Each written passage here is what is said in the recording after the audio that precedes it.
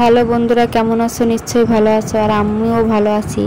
তা দেখুন বন্ধুরা, আমি বিকালে তোমার দাদাভাইয়ের সঙ্গে মাঠে গিয়েছিলাম, মানে আমাদের যে পুকুরটা লিজ নেওয়া হয়েছিল সেই পুকুরেই। তা সাইকেলে করে ধানের বস্তাতে কি নিয়ে যাওয়া হচ্ছে, ওটা হচ্ছে কুঁড়ো।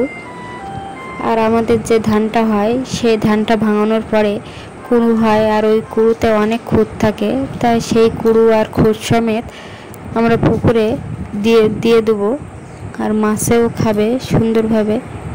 তা ভিডিওটা দেখতে থাকো কীভাবে আমরা কুঁড়োগুলোকে পুকুরে দিই। তা চলো, এই যে আমরা যাচ্ছি বাগানের ভিতর দিয়ে। আর দেখুন বন্ধুরা, পুকুরটা দেখা যাচ্ছে, ওই যে চলে এসেছি আমরা পুকুরের কাছাকাছি। আর আগের দিনও আমরা একটা বস্তায় কুঁড়ো দিয়ে গেছিলাম।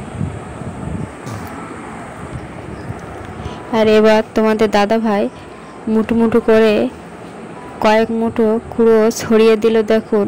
আর পুকুরটা তো তোমরা দেখলেই বুঝতে পারছো কতটা জায়গায় কুঁড়ো দিয়েছে। পুকুরটা পুরো সাদা হয়ে গেছে। আর কিছুক্ষণ পরে দেখবে তোমরা যে মাছে কুঁড়োগুলোকে কীভাবে খায়।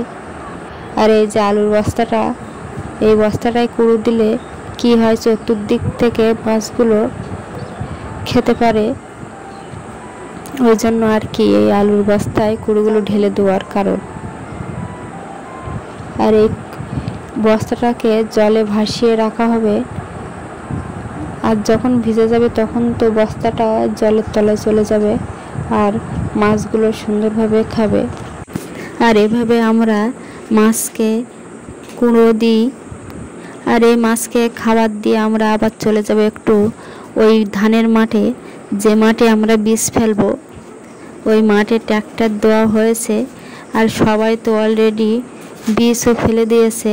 আর আমাদের একটু দেরি হয়ে গেছে, যেহেতু আমাদের বাড়ি তো তোমরা জানো একটু প্রবলেম ছিল, তার জন্য লেট হয়ে গেছে। আর এই যে আমরা পুকুরের থেকে সরাসরি চলে যাচ্ছি ধান ক্ষেতের ওই মাঠে। তা দেখুন মাঠে কত জল হয়েছে, আর এইদিকে অলরেডি সবাই বীজও ফেলে দিয়েছে। আর এই যে আমাদের জমি, এতে ট্র্যাক্টর দিয়ে গেছে, আর এতে আমরা এবার বীজ ফেলবো।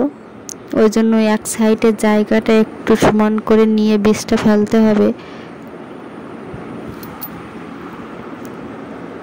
আর তোমাদের দাদাভাই তো ভেড়ির যে সাইডগুলো কাটা আছে সেই সাইডে মাটিগুলো দিয়ে ভেড়িগুলো বেঁধে দিচ্ছে। আর এই মাঠের ভিডিও, পুকুরের ভিডিও তোমাদের যদি ভালো লেগে থাকে অবশ্যই লাইক, কমেন্ট, শেয়ার আর সাবস্ক্রাইব করে আমার পাশে থাকবে। দেখা হবে পরবর্তী।